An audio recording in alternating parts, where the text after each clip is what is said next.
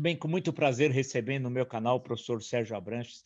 Sérgio Abranches é autor, primeiro, de um artigo que deve ser, é como se fosse, é bom e é uma maldição também, né? Creio, porque é um artigo importantíssimo, citado a todo momento, que é o Presidencialismo de Coalizão, que foi escrito ali durante o período da Assembleia Nacional Constituinte. Se eu estiver enganado, por favor, você me corrija.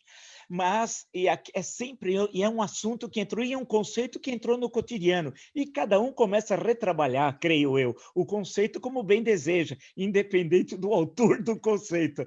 E tem o livro que eu gosto muito, aí já é uma outra questão, o Presidencialismo de Coalizão, Raiz e Evolução do Modelo Político Brasileiro, que saiu pela Companhia das Letras, que aí é uma aventura que passa pela história do Brasil republicano, uma análise geral, e aí discutindo particularidades para amarrar depois, lá no final, sobre a situação brasileira, esses fatores de permanência. Então, primeiro, Sérgio, queria agradecer muito aí a aceitação do convite, e a primeira questão é inevitável.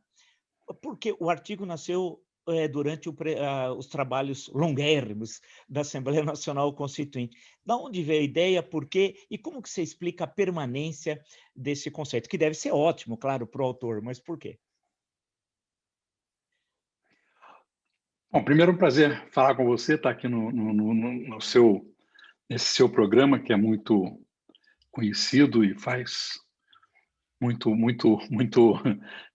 tem muito impacto. Pois é, a história desse artigo é uma história curiosa, pelo seguinte, porque eu estava acompanhando os trabalhos da Constituinte, e a Constituinte teve aquela comissão de sistematização controlada pelo Covas e um grupo chamado de progressista na época, e caminhava na direção do regime parlamentarista, da proposta similar à proposta que havia sido feita por uma comissão formada por Afonso Arinos. E aí começou a haver divisões ali dentro e defensores do presidencialismo, e aí formou-se o Centrão. E eu percebi que, diante daquele conflito, a solução ia ser de compromisso. E o compromisso só seria possível em torno do já conhecido. O já conhecido era o presidencialismo, e o presidencialismo de 46 a 64 também havia sido um presidencialismo de coalizão. Eu, naquela época, ainda não tinha me dado conta disso, né? Então, eu resolvi estudar o presidencialismo brasileiro de 46 a 64, comparado com países democráticos daquela época, né? Semipresidencialistas e presidencialistas. E cheguei à conclusão de que era isso, quer dizer, ao contrário dos outros países presidencialistas, no Brasil o presidente não conseguia fazer maioria com seu partido no Congresso. E dada a tendência legisferante do Brasil, né, Constituição muito ampla, que incorpora questões de políticas públicas, sobretudo depois de 88, e não dá para governar sem ter maioria no Congresso. Então, a maioria é feita por uma aliança com partidos. No caso da República de 46 e 64, era mais simples porque tinha poucos partidos, né? Na verdade, a aliança entre PSD e PTB normalmente era suficiente para dar a maioria. Para o DN, não. Era mais difícil formar a maioria. Aliás, só teve uma experiência que foi a do Jânio, que foi mal sucedida. Ele renunciou com 6 meses de governo. E aí eu resolvi escrever o artigo dizendo, olha, vai ser presidencialismo, e lembre-se, é um presidencialismo diferente o brasileiro, é de coalizão. O presidente precisa fazer uma aliança partidária para governar. Diante da ausência dos militares, muito provavelmente o árbitro dos conflitos entre legislativo e executivo nessa nova república de 88 será o judiciário, né? E publiquei o artigo e um ano depois eu deixei o UPERJ, onde tinha sido publicado na revista Dados, né?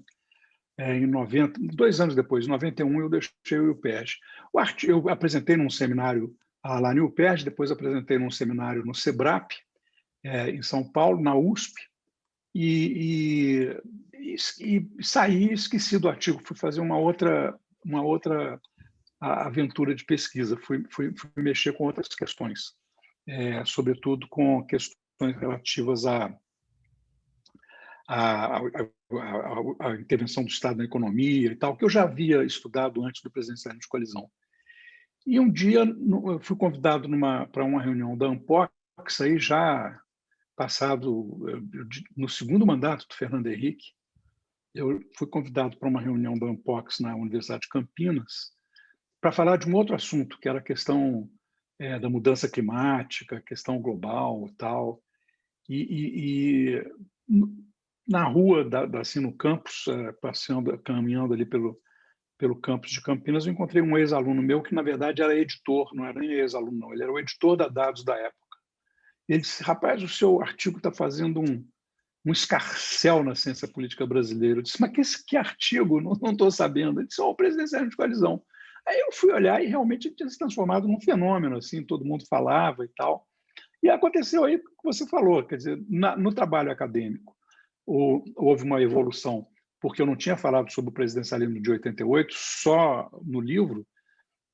Houve uma evolução de analistas como Argelina Figueiredo, Fernando Limonge, Fabiano Santos, Otávio Amorim Neto, que evoluíram na discussão das características específicas do presidencialismo de 88 para cá, e a imprensa incorporou o termo, e aí isso passou a ser trocadilho, mal usado, né? E tem gente, inclusive, uma vez numa discussão sobre presidencialismo no Twitter, dois caras me acusaram de ser o criador do regime, e não do conceito.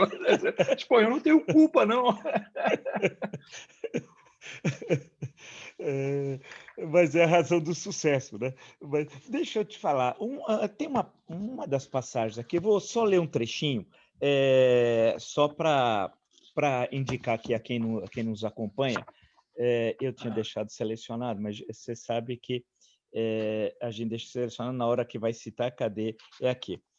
Atribuir todas as nossas aflições e falhas ou impropriedades de nosso sistema político não ajuda na busca de soluções estruturais para velhos problemas. A política não é sobredeterminada pela economia e pela sociedade. Tem um amplo espaço de autonomia e autodeterminação. Mas achar que mudanças do presidencialismo para o parlamentarismo ou alterações nas regras eleitorais de financiamento de campanhas e de criação de partidos sejam suficientes para dar resposta às nossas aflições com o rumo geral do país, corresponderia a apostar que a troca de telhas, sem atacar os outros problemas estruturais de um edifício, resolveria todas as falhas e eliminaria o risco de desabamento. Eu gostei, quer dizer, eu gosto do livro, tal, mas essa passagem acho que é uma espécie de síntese, porque é uma coisa recorrente na nossa discussão no Brasil, né? Olha, é semipresidencialismo, é presidencialismo, é parlamentarismo, voto distrital misto, voto proporcional, distritão, não falam mais, mas já teve o tempo do distritão, também esqueceram do distritão, né? Que, aí em São Paulo falava, não, são 70, que são 70, né? Os 70 mais votados, sempre é isso, e nunca é uma discussão mais, como você aponta aqui nessa passagem, no campo estrutural. O porquê, Sérgio, dessa permanência, a impressão que dá, tem um velho historiador francês, o Godechot, falava dos fatores de transformação, de conservação, não. Pensando aqui no nosso caso, por que os fatores de conservação, até no nosso debate político, é tão presente e os fatores de transformação, que é a originalidade da reflexão, é tão pobre, ao menos no grande debate político, retirando a academia? Eu acho que a própria ciência política brasileira tem um pouco de culpa nisso, porque ela entende mais do regime eleitoral e de regimes de governo do que das outras questões, né? A ciência social brasileira é muito compartimentada. O cientista político não faz sociologia política, ele não olha as bases sociais dos regimes, né? A lá Barrington Moore Jr., por exemplo. Por outro lado, eles não olham a economia, né? Então tem uma falha grave, eu acho, no estudo do modelo brasileiro, que há muito pouco estudo sobre o federalismo, sobretudo estudo comparado, né? Como é que funcionam outros países federativos. E eu acho que, na verdade, o problema político brasileiro é uma combinação de aspectos que têm a ver com o federalismo, tem a ver com a estrutura tributária e fiscal do país, e tem a ver com a sociedade brasileira, né, que é muito fragmentada, que é muito desigual, não só no sentido da desigualdade que a gente combate, mas no sentido da heterogeneidade, né? Quer dizer, de culturas políticas muito distintas. Quer dizer, a cultura política do Rio Grande do Sul, por exemplo, não se formou da mesma maneira que a de Pernambuco, né? Quer dizer, são duas histórias poderosas, fortes, né? Que não tem a ver com a história, com a história média do Brasil. Então, a formação dessa. O Rio Grande do Sul é um país. É um país. Eu uma vez fui ao Rio Grande do Sul e tanto o PT quanto o PSDB me disseram, para falar mal um do outro, que eu chegava num país que. Eu digo, pô, a única coisa que vocês concordam é que o Rio Grande do Sul é um país. Mas, então tem essa, né, quer dizer, tem esse nacionalismo estadual assim, muito forte, e uma tendência realmente bipartidária, que vem de lutas históricas, né, de facções, enquanto que em outros estados a coisa se fragmentou mais. Então, se a gente não olha esse conjunto, e aí pensa assim, tá bom, vamos fazer uma reforma política. Bom, uma reforma política significa encarar o federalismo, encarar a estrutura tributária, a estrutura fiscal, e aí imaginar qual é o melhor sistema eleitoral para isso, né? E a gente não, quer dizer, a gente ficou discutindo basicamente se é parlamentarismo, presidencialismo ou se é o sistema eleitoral. E nisso nós perdemos, de fato, um pouco a noção de que essas mudanças superestruturais não são suficientes para mudar a cultura política do país, né? Quer dizer, o comportamento. É, Anteontem eu estava dando uma aula, não era uma aula, uma entrevista para alunos do IESP, aqui da UERJ, do Rio de Janeiro, e eles me perguntaram sobre essa questão, né? E se eu não achava que agora a fragmentação partidária vai acabar. Eu disse, olha, qual o efeito que nós vamos ter com o fim das coligações proporcionais? Vai diminuir o número de partidos, mas a fragmentação das forças políticas não vai, porque ela vai se incorporar aos partidos, como aconteceu na ditadura, que a Arena tinha a Arena 1, a Arena 2, a Arena 3, a Arena 4, e o MDB também, porque as facções não cabem numa estrutura bipartidária, quer dizer, né? Então, essa diferenciação, essa fragmentação do sistema político é uma fragmentação da sociedade também e dos grupos de interesses, né? E isso tem, ou a gente lida com isso, ou a gente não resolve o problema da democracia brasileira. Você deu os dois exemplos interessantes, né? O Rio Grande do Sul e Pernambuco. Se nós retroagirmos à Primeira República, mais ainda eram dois mundos absolutamente distintos. Uma república positivista, né? O Rio Grande do Sul, e o Exato. outro a velha República dos Coronéis, né? Do Claro. coronelismo, tal, da política das salvações, afinal teve lá na época do Hermes, tal. E parece falar, fazem parte do mesmo país. Não, a Constituição do Rio Grande do Sul era uma Constituição positivista, inclusive foi promulgada, escolher o dia 14 de julho de 1891, dia 14 de julho, né, tinha de ser. Então, e aí, esse nosso federalismo, se ele estava presente na Constituição Nacional de 1891, ele tem uma característica muito diferente agora na Constituição de 1988, né? Aí tem uma questão, num sentido, pode ser até mais primário, mais vulgar, que eu estou perguntando, mas é o seguinte sentido. Enquanto o velho exemplo, no caso norte-americano, tem a questão do autogoverno, século XVII, tudo aquilo que começa lá, né? No caso brasileiro, foi o decreto número 1 do governo provisório, né, que impôs lá os Estados Unidos do Brasil, denominação que nós tivemos até os anos 1960, né? Que, portanto, veio do alto, não de baixo. Como é que fica falar hoje, em 2011, sob a égide da Constituição de 88, e tendo essa perspectiva histórica que você tem aqui também no livro, em federalismo mesmo? Que federalismo é esse? Pois é, eu acho que hoje há um sentimento de nacionalidade brasileira no Brasil inteiro, mas, ao mesmo tempo, a gente tem estados que são muito arraigados aos seus valores, digamos, pátrios locais, né? Minas, Rio Grande do Sul, Bahia, Pernambuco, são países que têm uma força. O Rio de Janeiro, por exemplo, já é menos isso, porque como o Rio foi a capital, e depois com a fusão, na verdade, o Rio hoje é um estado meio sem identidade, né? E esses novos que foram criados, Tocantins e tal. Mas a gente tem um sentimento assim. Então, eu acho que hoje, você pensar na ideia separatista, que foi muito comum, você conhece muito melhor do que eu, a história da Primeira República e do próprio Império, né? A quantidade de sedição separatista que houve no Brasil é uma coisa extraordinária. Então, havia um ímpeto separatista ali, né? Estava na origem histórica da formação do Estado Nacional Brasileiro. Eu acho que isso foi superado, mas as diferenciações não foram e não serão. Então, eu acho que a única forma da gente ter um país democrático, de fato, é federalizar o país.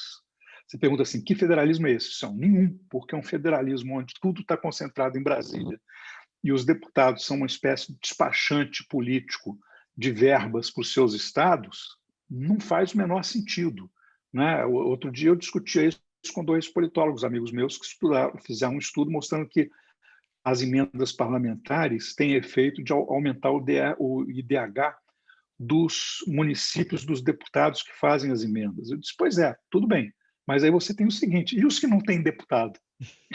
O IDH deles fica para trás, tá certo? Quer dizer, então você introduziu mais um fator político de aumento da desigualdade.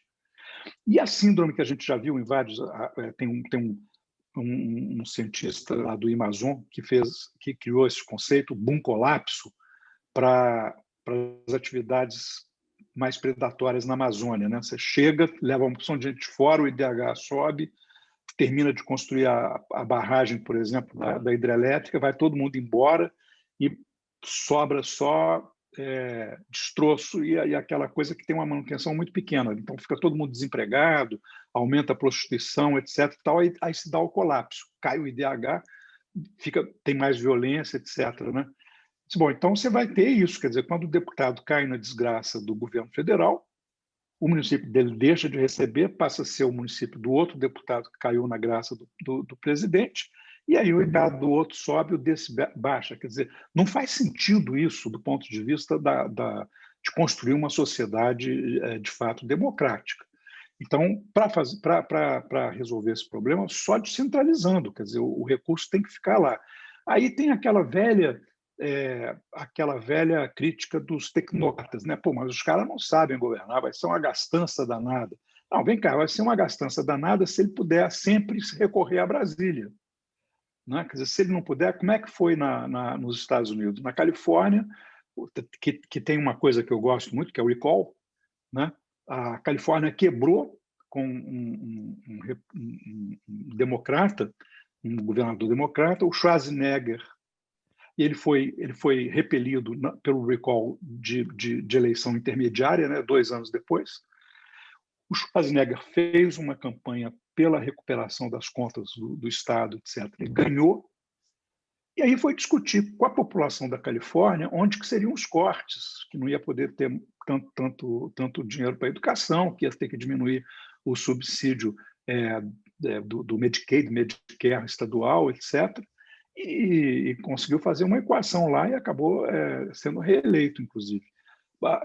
Eu prefiro assim, porque eu acho que é muito mais democrático. Quer dizer, não passe pela cabeça de um governador e pedir dinheiro em Washington, porque não tem como receber dinheiro em Washington, a não ser num caso tão extraordinário como uma guerra, né? Ou então uma situação como agora da pandemia.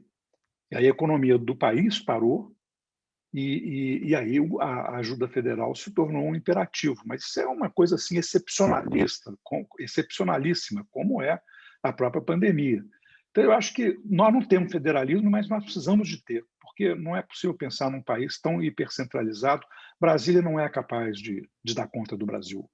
Entendeu? Não existe essa possibilidade. Deixa eu te colocar uma questão, Sérgio. É a seguinte: diferentemente do que os tecnocratas, pela sua exposição, da questão de como gastar os recursos, mas olhando a questão política. O autoritarismo brasileiro, lá nos anos 20 e depois que chega a Revolução de 30, alguns deles, eu acho que na primeira metade do século, provavelmente o mais importante é sido Oliveira Viana, né? Porque muito daquelas ideias acabam É. sendo incorporadas na prática de Estado, né? Um dos livros dele, na primeira edição, na segunda ele coloca nos anos 30 fascismo, mas na primeira não, o idealismo da Constituição, crítica muito dura à Constituição de 1891, aquela ideia de que precisa ter o poder central, porque os mandões locais impedem que a população possa se manifestar livremente no campo político e tal. O Euclides da Cunha chamaria dos senhores do baraço e do cutelo. Então, que o Oliveira Viana gostava do Euclides, que já tinha morrido há algum tempo, né, em 1909, mas era essa ideia que muitos desses autoritários, dos desiludidos com a República, que esperavam uma República que não era bem o que eles estavam vivendo. Como é que fica, Sérgio, essa questão? Na medida em que a sociedade civil no Amapá, estou pegando o Amapá, nada contra, inclusive converso com o pessoal do Amapá, mas vamos pegar o Amapá, vamos pegar o Pará, vamos pegar... É diferente de São Paulo, Rio, Rio Grande do Sul, Minas, Pernambuco, onde você tem já uma Bahia, onde você já tem uma tradição política no Ceará e tal, mas como é que fica, onde não há sociedade civil, e muito menos sociedade civil organizada, um federalismo pleno? Olha, Vila, primeiro que tem uma coisa que você falou que eu acho que é muito importante, que a primeira coisa para a gente construir um federalismo pleno é desincorporar da nossa cultura institucional essas coisas que vão se acumulando, né? E que você falou, se incorpora o Oliveira Viana, todo o espírito tecnocrático da centralização vem do regime militar. Os tecnocratas do regime militar, né? Concentraram tudo na mão, Delfim, Veloso, e isso passou em 88. Isso, né, ficou na cultura da política pública brasileira. Tem que ser tudo em Brasília, porque os caras são todos os irresponsáveis. Olha, se você considera que são todos irresponsáveis, é meio como criar filho. Você não vai dando liberdade aos filhos, eles vão ficando infantilizados, quer dizer, eles nunca jamais terão autonomia suficiente para se virar na vida. Alguém tem que se virar, tem que aprender, tem um momento que tem que aprender. Então, eu acho que a falta de estrutura política local, ela decorre em grande medida da falta de motivação, não é? Dada o fato de que as lideranças serão sempre menos importantes do que a sua própria aspiração, né? O sujeito quer entrar para uma atividade como a política para ter realmente assim um reconhecimento forte, para ter sucesso, né? Como você vai entrar na carreira empresarial, etc. E a carreira política ela é desmoralizante, porque se um governador não consegue ser bem tratado pelo governo federal, por quem está no poder no governo federal, ele fracassa. Ele não tem como, né? Então, o destino dele é dado por ele ser um subordinado, né, um submisso ao poder federal. Então, isso cria o autoritarismo, isso cria uma ideia antipolítica mesmo, quer dizer, e a má política, quer dizer, isso cria a má política. Bom, se a única forma de eu ter sucesso é sair pedindo dinheiro, então eu vou fazer um toma lá da cá para valer, quer dizer, eu vou fazer, né, quer dizer, já que eu vou ter que não fazer como eu acho que deve ser, então eu vou me locupletar, eu acho que essa centralização autoritária brasileira, ela subverte, ela corrompe toda a mentalidade política do país, toda. E é impossível a gente realmente construir uma democracia sólida se a gente não devolver responsabilidade e responsabilização, né, para baixo, para os estados e para os municípios, onde a população invade palácio, né, quer dizer, não precisa de fazer avião, comprar avião e fazer comboio para ir lá fazer pressão ao presidente. Não, vai caminhando e rapidinho chega no Palácio de Governo e pressiona. Quer dizer, essa proximidade ela é fundamental. Ela é fundamental, né? Eu acho que Brasília ser separada, né, não ser no Rio de Janeiro, é bom se ela fosse uma coordenadora, se ela fosse, né, quer dizer, se o governo federal fosse de fato o pensador da estratégia nacional, como nessa questão que a gente tem agora. Quem é que dá as diretrizes da vacinação? Quem é que dá as diretrizes do tratamento para a Covid, né? Bom, esse aí abdicou de tudo isso, né? Ninguém. Os governadores é que têm. Então, eu acho que, por exemplo, nessa experiência da pandemia, governadores e prefeitos estão aprendendo uma dura lição de como é que é para ficar por conta própria. E vários estão se dando muito bem. Né? Quer dizer, vários estão fazendo melhor do que o máximo do que podiam, melhor do que se esperava. Então, é isso. Quer dizer, eu acho que contamina. Eu acho que essa hipercentralização está fazendo muito mal ao Brasil. Deixa eu te colocar uma questão, a questão agora, né, de 2020 e 2021. Eu nunca imaginei, sinceramente, das coisas que eu tinha ou assistido ou estudado, que nós teríamos um governo como foi eleito em 2018. Que tomou posse a partir de 1º de janeiro de 2019, e tudo que tem ocorrido. Tem corrido coisas fantásticas, assim, que eu falo assim, mas eu falei, não é possível, tal, porque não sei se a gente também é marcado um pouco pelo uma leitura do racionalismo na ação política, ou por um evolucionismo primário, tal, eu não sei, e aí é um choque diário, e eu acompanho diariamente os jornais, revistas, acompanho até a live do Bolsonaro às quintas-feiras, veja que eu faço muito esforço, e nunca deixo de ficar horrorizado, curioso que eu nunca deixo de ficar horrorizado. Eu nunca imaginei que nós chegaríamos a isso. E agora, voltaram a pegar o seu conceito com essa reorganização do governo e voltou o presidencialismo de coalizão. E aí você pode ser culpado, inclusive, pelo desastre final do governo. E eu pergunto o seguinte, é possível falar em presidencialismo de coalizão com um governo que tem uma prática tão distante da democracia, do republicanismo e da prática constitucional? Não, quer dizer, eu acho que o presidencialismo de coalizão ele é o modelo brasileiro, quer dizer, ele está aí. Se você quiser governar, você tem que fazer coalizão, mais direito e governar para poder governar. O Bolsonaro não fez uma coalizão, ele fez um acordo de cumplicidade pela imunidade, não é? Quer dizer, dos parlamentares em relação. Você vê que a Lava Jato está toda desmontada já, contaram com um trabalho fiel e persistente do procurador-geral, né, o Aras, mas já desmontaram o aparato de investigação da corrupção político-empresarial no Brasil. E o Bolsonaro, eu ainda ontem, essa semana, eu escrevi sobre isso, né? Quer dizer, os enganos do Bolsonaro.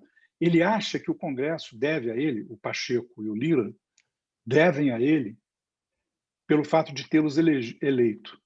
Ele não foi o responsável pela eleição dos dois, ele apoiou, mas os dois foram apoiados por diferentes coalizões e por mérito próprio. Lá, fizeram o que tiveram que fazer para se eleger.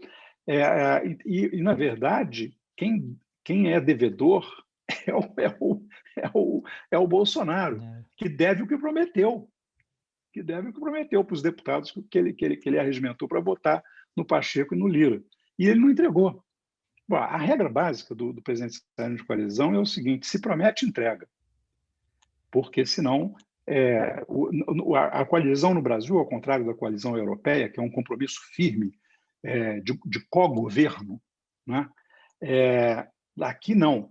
Aqui ele é uma espécie assim de promessa de compra e venda. Né? Quer dizer, olha, eu me comprometo a te dar a maioria se você, a cada projeto, negociar comigo o que você vai dar em troca. Né? E muita gente acha que isso é um horror. Eu digo, olha, esse tipo de discussão tem em todo governo, em todo lugar. Acontece só que, no caso brasileiro, ele é exacerbado por duas coisas. Primeiro, por esse centralismo que a gente falava, em que o Congresso é uma espécie assim de pedidor e o governo é um provedor. Né? Eu peço, aí se você me der, eu faço. Então, segundo, que isso aí extrapola o processo legislativo. O cara começa a pedir para aprovar projeto, daqui a pouco ele diz, não, mas eu estou precisando financiar a minha campanha também, que eu estou meio sem patrocínio, estou meio sem dinheiro. E aí instala-se a corrupção. Né? E o Bolsonaro não sabe o que é uma coalizão, ele não sabe o que é política democrática, ele não sabe o que é política, porque o pessoal diz que ele é, mas é o seguinte, ele sabe eleger, ele se elegeu em nichos eleitorais muito corporativistas e foi um dos deputados mais medíocres dos últimos 25, 30 anos do Congresso brasileiro, da Câmara Brasileira. Não apresentou um projeto que preste, não relatou um projeto importante, não presidiu uma comissão, não teve nada. Ele foi sempre um sujeito lá do fundo do plenário, não é? E que de vez em quando assumia a tribuna para disparar impropérios e absurdos contra os outros. Não tem a menor chance de dar certo, Vila. Não tem a menor chance de dar certo. Não vai acontecer, né? Fora o fato de que tem um mito em torno das tais reformas, que se a gente for analisar mesmo de perto, não existem. A reforma administrativa é uma bobagem, depois que foram retirando o que tinha de substantivo nela. A reforma tributária é complexa demais para ser tratada por um presidente que não entende metade, nem um terço da conversa que se tem com ele, e com um ministro da Economia que tem uma ideia fixa, que é fazer o imposto único. Então, não vai acontecer. Né? Não vai acontecer. Então, em algum momento, o mercado, que adora ilusões, vai se desiludir e os eleitores também. Hoje eu conversava numa live que eu tenho no Instagram, que chama 15 Minutos de Papo, que a gente conversa sobre política, eu e um jornalista, o Afonso Borges, e eu dizia, olha, para mim a eleição é muito simples. O PT continua fazendo os mesmos erros que cometeu em 2018, portanto não é favorito. O Bolsonaro não é mais o Bolsonaro de 2018, também não é favorito. Quem é que é o favorito? É um ponto de interrogação enorme, que é o seguinte, é o sujeito ou a pessoa que conseguir nem ser petista, nem ser bolsonarista. Esse é que vai ganhar a eleição. Se vai surgir, eu não sei, mas, entendeu? Quer dizer, não tem caminho. Certo. Eu ia até colocar essa questão do cenário de 22, né? Mas é curioso porque as análises cotidianas aí sobre a política brasileira, eu não sei se é porque ela não tem consistência, não tem partidos no sentido clássico, nós não temos lideranças políticas mais sólidas, tal, mas as análises elas mudam muito rapidamente. Lembra um pouco o futebol, né? Como nós somos o país do futebol, mas lembra, por exemplo, o Tigres, que jogou contra o Palmeiras, antes do jogo contra o Palmeiras, era considerado um time velho, de jogadores velhos, tinha um centroavante, o Gignac, que estava em fim de carreira, isso as análises anteriores, um time muito lento e que vinha de um futebol que não tinha relevância mundial. Essa era a análise. Depois do jogo, a análise já era outra. O Gignac era um tremendo centroavante, o meio de campo deles, inclusive o Rafael Paules, o jogador, era excelente, o futebol mexicano tinha um gasto anual altíssimo, era o oposto. Puxa, num prazo de 24 horas, tinha mudado tudo. Eu fico pensando na casa das análises políticas. Até antes da eleição do Arthur Lira, dias antes, o impeachment estava colocado, a impressão que estava na agenda do dia, o impeachment. Depois da eleição do Lira e do Pacheco, não. E aí já apontam para 22. E esse interregno entre todo o ano de 2021 e parte do início de 22, antes de começar a campanha eleitoral, parece que foi suprimido e nós já saltamos. Será que vai ser tão fácil o Bolsonaro chegar, se não tem um processo de impeachment, algum sobrenatural de Almeida no meio, pode ser que aconteça, né? Será que ele chega a 22? Como poderá chegar? Eu sei que é perigoso, não é fácil fazer esse tipo de cenário. O PT, você destacou, deve ser o Lula ou o Haddad. O Haddad deve guardar lugar para o Lula, se o Lula quiser, será. Se não quiser, será o Haddad. E tem um terceiro, que pode ser que apareça aí, ou uma pessoa nova, ou alguém já derrotado em eleições anteriores. No caso, o Ciro Gomes, ou o Luciano Huck, alguém, João Dória, o rapaz do Rio Grande do Sul, ninguém sabe. Não é pouco para um país tão complexo como o Brasil, um cenário desse de alternativas? Eu acho, porque eu acho que o que houve já há muito tempo, né, é que a baixa reputação da política no Brasil desviou todos os bons quadros para outros caminhos, né, empresariais, acadêmicos, e ninguém quer ir para a política e queimar o nome. Esses movimentos que têm de formação de lideranças, de onde saiu a Tabata Amaral, saíram vários, é, faz um papel muito importante para o Brasil, porque é exatamente isso, que é a constituição de lideranças, convencer pessoas de talento que poderiam fazer sucesso em outras áreas, de que elas poderiam usar o seu sucesso de forma proveitosa para elas e para o Brasil na política. E isso provavelmente no futuro vai mudar. Por outro lado, Vila, eu acho que você tem toda a razão. Nesse momento, tudo é imprevisível, porque a própria estrutura partidária está em fluxo. Não é? Quer dizer, o que vai acontecer com os democratas, com a saída do Rodrigo Maia, e qual vai ser o tamanho do grupo de políticos que ele vai trazer com ele? Para onde? Para que partido? Ele vai para o PSDB e aí criar uma cunha nova que já vai fazer uma disputa com o Dória e com o Aécio, né? Quer dizer, o que o Aécio está fazendo no PSDB até agora? Então, está havendo um processo de realinhamento partidário que, nos países normais, ele se dá no processo eleitoral. Quer dizer, uma derrota eleitoral como a que aconteceu em 2018 promoveria uma mudança na estrutura de partidos imediatamente. Alguns partidos subiriam rapidamente para a ponta e outros desapareceriam. Isso acontece com frequência. A estrutura partidária ela não é necessariamente... Né? Você vê a francesa, que tem os tradicionais, PS e tal, mas o partido golista, né? Quer dizer, o que vem pela centro-direita, ele já mudou de nome várias vezes, já teve cada candidato faz um partido e leva, né? No Reino Unido já houve realinhamento partidário, na Alemanha já houve realinhamento partidário, está havendo de novo agora, e vai haver no mundo inteiro, porque essas transformações estruturais pelas quais o mundo todo está passando são muito violentas. Elas não vão, nenhuma estrutura política vai sobreviver intocada a essa transformação brutal na sociedade, né? E na tecnologia e na ciência. O que eu acho é que, nesse momento, o processo eleitoral está começando numa forma assim, de primária. Né? Quer dizer, vai haver o lançamento de vários nomes, vários vão se queimar. Por exemplo, o lançamento do Haddad muito cedo permite que a gente consiga alinhar todos os erros e todos os defeitos do Haddad, não falar de nenhuma das qualidades dele e queimar. Né? Eu pessoalmente gosto do Fernando Haddad. Nós fazemos parte de um grupo de discussão acadêmica, né? Quer dizer, sobre questões de futuro.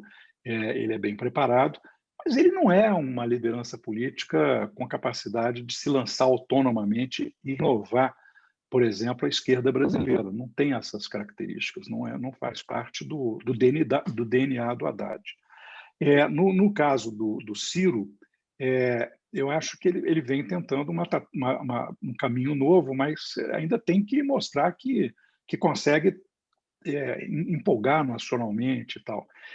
E novas lideranças. Eu acho que o Moro, por exemplo, foi uma estrela durante o tempo em que ele era Lava Jato. A ida para o governo Bolsonaro foi uma tragédia para ele, foi um erro grave, porque ele queimou a tragédia a carreira na magistratura e enterrou a sua carreira política em fazer parte do governo Bolsonaro e depois sair como saiu. Então, é isso. Agora, fala-se no Huck, mas ele ainda não entrou na arena. O Dória está lá, está fazendo tudo direitinho, fez a vacina, consegue se diferenciar do Bolsonaro, né, dando entrevistas coletivas que mostram que ele está sabendo do que ele está falando, leva os cientistas, leva os auxiliares, quer dizer, mostra um certo perfil presidencial. Mas, olha, Vila, eu a gente estava falando aqui da heterogeneidade brasileira, né, e das diferenciações. Eu nunca vi paulista passar pelo Nordeste, viu? Eu nunca vi paulista ganhar voto na urna do Nordeste. E sem o Nordeste fica muito difícil, porque o Rio é muito fragmentado, Minas, quem sabe, né? Então, é aquilo, quer dizer, você olha a votação do Alckmin, olha a votação do Serra, é uma votação que para no Nordeste, quer dizer, tem um pouco de voto em Minas, muito em São Paulo, um pouco no Sul, talvez muito no Sul às vezes, e acabou, não consegue nacionalizar. O Fernando Henrique era um fenômeno de esperteza pessoal, de inteligência, completamente diferente, porque o Fernando Henrique era filho de militar. Ele já tinha viajado por muita parte do Brasil. E ele tinha assim, a capacidade extraordinária, durante a campanha, de encontrar primos e primas em todos os estados brasileiros. Então, ele acabava sendo um pouco de todo mundo, né?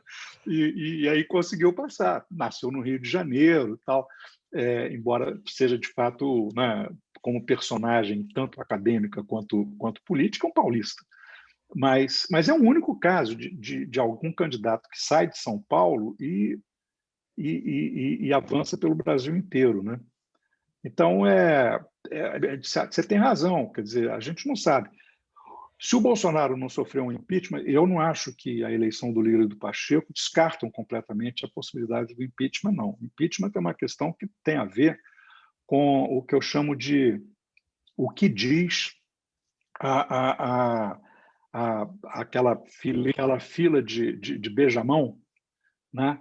A romaria dos políticos nos seus estados, né? O deputado, o senador chega lá no estado, vem o beijamão, os cabos eleitorais, os eleitores mais conhecidos, o dono da farmácia e tal, e aí diz assim, não, mas esse presidente não dá não, senador, nossa, esse daí... Ah, deputado, quem aguenta esse presidente? Esse presidente é muito ruim, tem que tirar ele de lá e tal. Ele volta para Brasília e tira, tá certo? Quer dizer, a lealdade dele é a seguinte, é com ele, é a sua reeleição. Né? Entre a legenda e o voto, ele acaba preferindo, entre a emenda parlamentar e o voto, ele ainda prefere o voto. Né? Quer dizer, se for com emenda, é melhor, porque ele ganha mais voto. Agora, se for só sem emenda, mas para manter o voto, tirar o presidente, ele tira. Não tem, nunca teve essa questão. Né? Então, eu acho que tem muita água para rolar daqui para 22, entendeu? Quer dizer, tem 21 inteiro e 21 não vai ser fácil. Vai ser um ano de crise econômica, vai ser um ano em que essa ausência absoluta de governo nas duas áreas mais críticas do país, que são a saúde e a educação, vão produzir muito desencantamento na sociedade. Né? O retorno às aulas vai ser assim, um encontro das famílias com a realidade da perda educacional e não tem uma diretriz nacional de como é que a gente deve fazer isso, né? Como é que não deixa ninguém para trás e todo mundo pode andar um pouco para frente. Isso tem a ver com o futuro do país. Por outro lado, a vacinação, que vai andar devagar, devagar até pelo menos o final do primeiro semestre. E aí só no segundo semestre que a gente vai poder começar a pensar em normalizar um pouco a vida do país. E isso aí é muito ruim para qualquer executivo que esteja no exercício do mandato. Né? A conta acaba caindo. Esse é um país patriarcal, né, sobretudo. Então, é o seguinte, o pai provedor não está provendo, entendeu? Quer dizer, é uma revolta na família. Então, eu acho que tem muita coisa ainda para acontecer e nessas crises sempre pode aparecer uma liderança que consiga convencer com seu carisma pessoal, com a sua empatia, as pessoas de que ela pode dar jeito nessa desordem toda e atender a cada uma das pessoas. Ninguém pode, Vila. Você imaginar que um país heterogêneo como o nosso, desigual como o nosso, com carências muito diferentes e muito aprofundadas, não existe um presidente que consiga fazer uma síntese das carências e entregar uma solução para elas. Não tem como. Né? Então, você tem que fazer um alívio macro, quer dizer, faz a economia recuperar, põe renda na sociedade E aí as pessoas acham que o presidente está atendendo, mas na verdade elas estão se virando por conta própria. Legal. Olha, muito obrigado ao professor Sérgio Abranches. Acho que ele deu um panorama, porque a ideia do nosso canal, Sérgio, é essa de qualificar a reflexão sobre o Brasil, né? Uhum, E tendo como princípio a pluralidade, que é essencial, não há democracia sem claro. pluralidade. E no campo analítico, é isso, a gente vê as diversas interpretações e do momento complexo, porque o momento que a gente vive exige reflexões, acho que muito mais elaboradas do que em outros momentos da história brasileira republicana, Claro. porque os desafios são muito grandes. Então, agradeço muito, muito a você, né? E vamos ver se a gente pode conversar em uma próxima oportunidade aí. Vamos ver o que vai acontecer nesse 2021. Cara, o prazer é grande. Só falar que eu volto. Foi muito bom conversar com você. Valeu, valeu. Prazer é meu. Obrigado. Obrigado, então. Valeu, obrigado.